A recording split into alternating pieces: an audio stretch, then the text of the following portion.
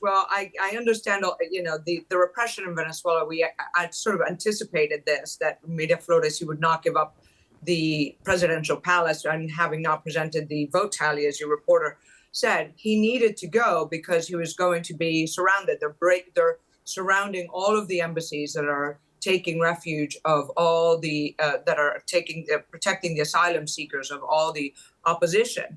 They surrounded the Argentine embassy, which is now being sort of under the protection and representation of Brazil, and the Spanish embassy. And when I was ambassador to the UK, I had a lot of friends who were taking refuge in the Chilean embassy, and they wait for to find some way to get their hands on and kidnap, violating all international law, to kidnap opposition leaders. Edmundo González very credibly won the election, and this is a war of attrition.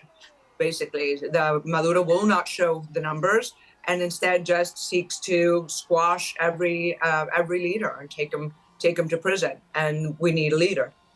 As you say, President Maduro hasn't released the voting data, but many countries, including the US and Latin American countries and the European Union, aren't recognizing President Maduro as the winner without that detailed voting data being released. Do you think that there is any eventuality in which that data may be released?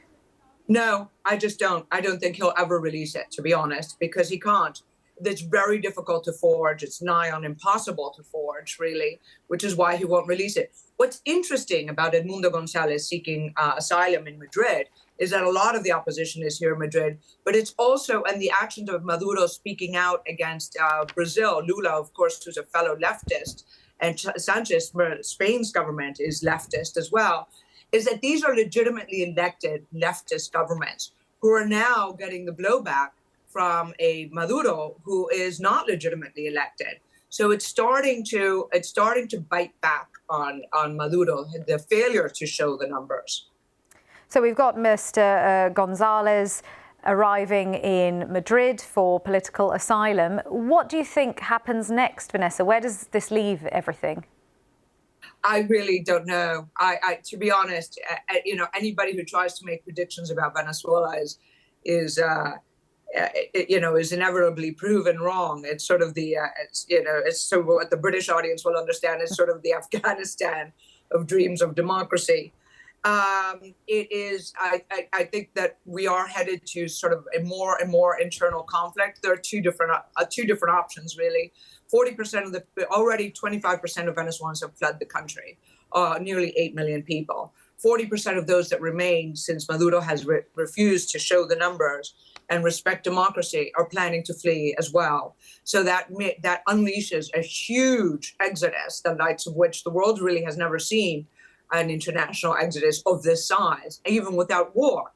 And then on the other hand, we are facing a country, Venezuela, that has, even more than when I was ambassador, is far, far more rejecting of Maduro. So you have deeper ingrained internal civil war potential, conflict, and then a massive exodus. But I do not see Maduro, getting on an airplane to Cuba or anywhere else to turn over the reins at Miraflores Palace.